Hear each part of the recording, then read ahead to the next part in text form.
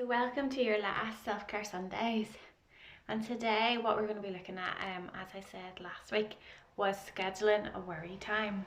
And we're also then going to finish with some mindfulness, and this is a body scan. So you can save the section of the body scan for later if you would like to do it in your own time. So what is scheduling a worry time? Scheduling a worry time is when we set a time in our day, whether it's in the morning, in lunchtime, or in the afternoon, and all those worries that have been whirring around in our head, we keep them for this worry time.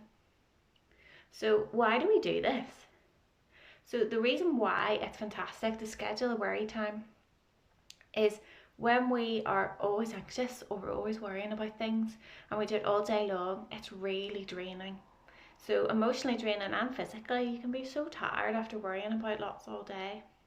So when you schedule a worry time, that means that you're in control of your worries, so that it's not that your worries are in control of you. So for example, if I was to schedule a worry time for 5 o'clock, because I felt that that was not too close to bedtime and that I had enough time then afterwards to do some self-care. So say I was really worried about an exam or a test coming up, or I was really worried about moving schools, or really worried about a friendship argument that I'd had. Instead of worrying about that all day, if that thought came into my head at lunchtime, I'd be like, okay, I'm going to keep that for 5 o'clock. Now, I understand that it's really not that easy when a worry comes into your head to ignore it and move it on to later on. So it does take a lot of practice to get used to moving your worries to a significant part in the day. Another reason why we do this is when a worry comes into our head and we're thinking about it, and then we worry about it at that time rather than keeping it for a scheduled worry time. Then we worry about more things than what we do if we scheduled a worry time. Because say I was worried about that exam and it came into my head at lunchtime, and then I waited till 5 p.m. and when I went to sit down to do my schedule of my worry time, I'd forgotten about that. Then I realised then, if that comes into my head again, that actually, it's not as important as I thought it was. I'm not as worried about it as I thought I was. Whereas if I'd worried about it at lunchtime, then I get myself all drained and all stressed out and anxious, when maybe I didn't actually need to do that. So that's what's so good about having to do a worry time during the day rather than worrying all day long, because it gives our kind of heads a break. But as I said, it does take a lot of kind of patience. You won't be able to just do it straight away. It will take maybe even a few months to get used to putting it aside, and you may find it really helpful, or you may find that you just can't keep that worry. And it's okay, some weeks if that's what happens and something is really important and you do need to worry about it then and there. But that is what scheduling a worry time is. Another good thing that you can do after that, because sometimes thinking about lots of worries in one go can be really overwhelming, and I do understand that. So once you've had that period of time where you're worrying, so I should have said, don't worry for any more than 10 minutes. Don't let this worry time go any longer than 10 minutes. So you can set yourself a timer if you want, and say, right, okay, I'm going to worry for 10 minutes. If the worry doesn't make it in, then it's not as important as what I thought it was. So once you've worried for 10 minutes, then a really good thing to do afterwards is just do some drawing. So it doesn't have to be anything. You could just literally be watching the colours kind of chasing each other on a piece of paper. You don't necessarily have to draw your worry, just for a time to then kind of let those worries process. And it means that you don't kind of do your worry time for 10 minutes and then go back to doing whatever you're doing, because for some people that might not be realistic. So it's a really good idea just to do a wee bit of drawing to yourself after the 10-minute worry time, so even 5 minutes of drawing. So that's 15 minutes in your day that you've focused on those worries, and then hopefully the rest of the day you can carry on and not have to stress about what's going on with those worries. So another thing that we can do is to challenge these worries. So another way that we can word these is called challenging your negative thoughts. So negative thoughts are thoughts that come into your head that we really don't want, and they kind of sit there and we try to get rid of them, and they just sit there and almost taunt us sometimes. So challenging these negative thoughts, again, isn't going to come easily for really anybody. It can take a few months to get used to being able to challenge those thoughts. So it's the same idea. So, when we've scheduled our worry time, we leave it for a part in the day, and try not to worry about it all day long. When we're challenging our negative thoughts, that's a wee bit different. So when a negative thought comes in, I want you to think about how realistic that thought is. So say I kept getting this thought saying, you're not good enough. You're really not good enough. And that thought was taunting me all day. So anytime I went to do something, in my head I was thinking, you're not going to be able to do this, you're not good enough. They're negative thoughts that may not necessarily be true. They might not be realistic. So I want you to try and challenge these. So if that thought came in for me saying, you're really not good enough, you're not going to be able to do this test, you may as well not do it, you're not going to pass. If that thought kept coming into my head, it really isn't going to make me want to do that test. I'm really not going to trust myself that I'm going to do okay. But if I start challenging that and saying, well, I've revised, I have worked hard, I'm going to be doing the best that I can do, so I am doing good enough, I am good enough. And you don't have to believe it, and you probably won't believe what you're telling yourself to start with, because you've had those negative thoughts kind of drilling into your head so much that it's hard to just suddenly believe these positive ones that you're telling yourself. So when I say that it might take a wee while to get used to doing it, that's what I mean. To actually start believing yourself. But you don't have to believe it to start with. So another example of that is even with self-image. A lot of us struggle with how we look, and we're the worst critics on ourselves. So maybe I'm really paranoid about my face. I could be really paranoid about my chin, for example. And every time I look in the mirror, I'm like, oh, it's so ugly, I need to do this to it. Oh, I need to do this. Or I need to put makeup on. I couldn't possibly leave the house without makeup on. And those negative thoughts are going to really bring my self-confidence down. And maybe somebody has told you those to start with. Maybe you got picked on and somebody brought that up and kept mentioning your chin, for example. And now you're really self-conscious of it. So that's really difficult as well, because you've got somebody else's opinion coming in there. But if you challenge that thought, and that's one person's opinion, or that's just your own opinion, there's nothing wrong with my chin. That's what, look at yourself in the mirror and go, why do I think that? Is that realistic? Could I possibly do that? What's actually so wrong with my chin? And we're so good at, with our minds, kind of getting transfixed into things, and from something that becomes small, it getting a lot bigger. So that's why it's important to challenge these thoughts. Whether it's to do with your face or your chin, or maybe people, you're paranoid about your weight, or you're paranoid about how tall you are or how short you are. So try to find the positives in all those different negative thoughts that you have. And as I said, it really won't come easily, and that's more than okay. So really don't worry if the first few times you're like, oh, this is so stupid, I can't do this. This is naff, I don't want to do this. That's okay if you don't want to do it, but it's also really important to try to push through that and persevere, because when we've got these negative thoughts, they don't want us to be in control, they want to be in control. So the more that we fight these and push through those negative thoughts, then the easier it will come. So then we're going to go on now and look at body map. So this body map's a nice kind of body map, or body scan is how it's called, and it's a really nice way in the evening, especially before you go to bed, or even in the morning when you wake up, to figure out what's going on with your body, because our body tells us so much. So for example, if I'm worried, I might feel it in my tummy, and my tummy might feel really sick, and it might feel a wee bit sloshy. Or if I'm maybe a bit uncomfortable somewhere, I don't really notice, but my shoulders get higher and higher and higher and higher. And I could also, if I'm tense, not realise, but my shoulders are really, really tense. And then later on that day, I'm like, oh, my back's really sore. Why's my back so sore? And it's because I've been so tense during the day, and my body's been trying to tell me, Erin, you're really uncomfortable right now, and I've completely ignored it.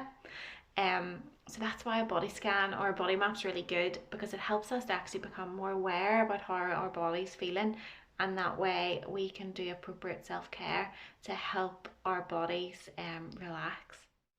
Okay, so we're in the part now where we're going to be looking at our body scan. So I encourage you to get nice and comfortable. So kind of like the last video, if you want to get your blankets or your cushions, or lie in your bed with your duvet over you, whatever you find most comfortable. So once you've got comfortable, we will start the body scan. So as I said at the start, you can keep this part of the video for another part of the day, or you can play it in the morning before you get up in the day, or play this in the evening, whatever you prefer. So once you're comfortable, make sure that you're nice and cozy, and think about how that material feels on your skin to start with. You know, is it soft? Is it scratchy? Is it warm? Is it soothing? Think about why you chose that blanket. Maybe it's a really important blanket to you as well. So that's a good way just for us to begin. So make sure that you're comfortable. Think about how your skin feels against the blanket or the cushions. And we're going to start with our toes. So we're going to work from the very bottom, right from our feet, the whole way up, right to the very top of our heads. And this will take a wee while, not too long, but we'll give it appropriate length of time for each part of our bodies. Because you'll find that there's parts of our bodies that we don't think about, like who thinks about how their toes feel every day? But they could be telling you something. So we'll begin. So once you're lying there and you're comfortable, we're going to start just bringing our focus to our toes. So to do that, you may find that you need to give your toes a wee wiggle, or scrunch your toes. And at that point, you know, you may not be able to focus just on your toes, and that's okay. We can think about your whole feet. So are your feet achy? Are your feet feeling a wee bit sore? Are your feet tired? How does it feel to, you know, move your feet? Are they maybe making cracky noises? Are they a bit clunky? Maybe they need to be stretched.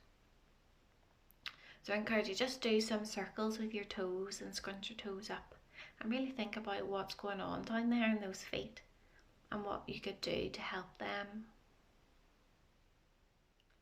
And then we'll draw up to our ankles. So maybe our ankles there, when we were moving, they're a bit cracky, and maybe they're a wee bit achy and a bit sore, because they do a lot of work all day and we don't really think about it. And think about, a good way for this, is to think about a glow. So we could think about a glow, or that heat under that blanket gradually travelling up your body. So that heat or that glow is now gradually going up our legs. So it might be going past our shins, or it might be going along the back of our legs at our calves. And how are they feeling? Maybe they feel a wee bit tight, or maybe they're a wee bit sore. Maybe we've been doing some sports recently, and they need a wee bit of TLC after all the activity. And now that glow's going up to our knees. And again, you can kind of move your legs whatever way you want to draw that attention to that part of your body. So we've just got our glow up to our knees, and now it's going to gradually move up our legs. So as it's moving up our legs, same idea, just thinking about how they feel. So maybe they feel really stretched, or maybe they feel really energized. And we're working our whole way up to our hips. And we actually hold a lot of tension in our hips. So I know you're maybe lying down, but see if you can kind of give them a wee move and see if they feel stiff. And if they do feel stiff after this exercise, you can stand up and, like you've got a hula hoop, just do some stretches with your hips, because we hold a lot of tension there, and it's not something that we think of.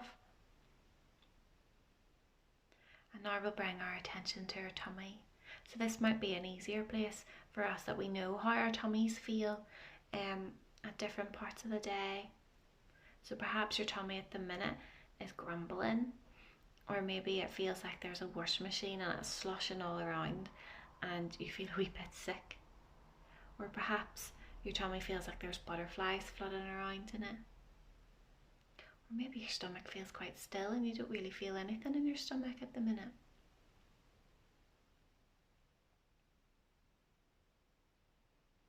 So now we'll draw the attention further up our body. So the glow's now travelling up into our chests. This is another place that we can hold tension that maybe we're not aware of. So once that tension's been released from our chests, we suddenly realise that we couldn't breathe very well, or our chests were really tense. And that can happen in a lot of different situations.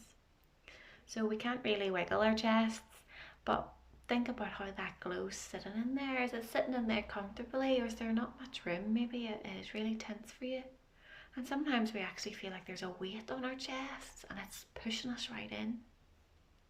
So do any of those feelings match with how your chest's feeling at the minute? And then the glow's going to come up into our shoulders. So we can give our shoulders a wee bit of a move, and you maybe need to move your neck. Maybe your body will tell you what they want you to do. But if you can feel tension up there, or it feels a wee bit stiff, you may find that in certain situations, without you realising, that your shoulders have got really tense, and that's a way of your body to tell you that you're maybe a bit uncomfortable in a situation. So the glow is going to travel all the way down to our fingers now. I'm moving our fingers about, I'm scrunching our hands. Maybe our hands are a bit achy. Maybe we've been doing a lot of work with our hands, whether it's writing or doing art or playing sports. So think about what's going on there in our fingers and our hands. What do our hands need today? And the glow is still going to go backwards now. It's going to travel all the way back up to our shoulders. Maybe your shoulders need another wee move about, and that's okay. And then we're going to travel all the way up our necks. So you may find doing different moves with our necks. How's your neck feeling? Maybe your neck feels quite stiff. Maybe you've slept funny if you're just doing this exercise first thing in the morning, and your neck, you've got that weird feeling in your neck because you've slept a wee bit strange. So the glow's coming up to our head, and there's lots of different elements here that we need to think about. So the glow started in our jaws. We hold a lot of tension in our jaws, whether we realise it or not. So doing some exercises, which you may feel that you look a wee bit silly, but you can do it at home, whereas I'll show you. So I don't mind being silly for on camera. So doing different exercises like opening your mouth really wide. And maybe you feel a tension right up here. And that's where I feel tension. And what this is perhaps you don't realise, but in situations when you're a wee bit uptight, you clench your teeth or you clench your jaw, and then it feels a wee bit achy. So even doing some moves like this on our cheeks or on our jaws, whilst we're lying there drawing our attention to them, can help relieve some of that tension that's there. So further up, how are our eyes?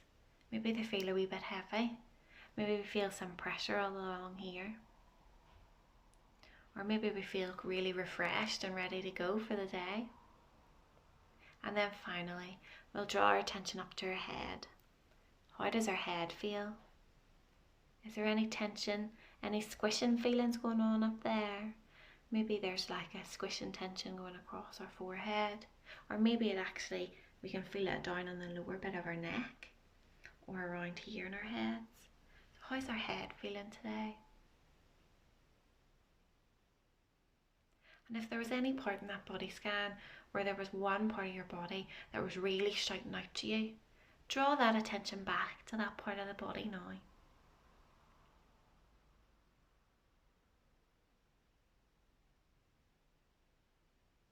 And this is the part of the body that you need to do some self-care. So whether that's doing some stretches, doing some massage with some face cream, or getting some food that you really love, or going a nice walk, whatever you feel is appropriate for that part of that body for self-care.